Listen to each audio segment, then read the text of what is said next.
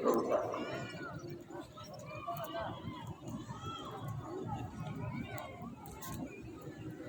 Untuk menguatkan ini malam ini kita coba lihat beberapa sisi.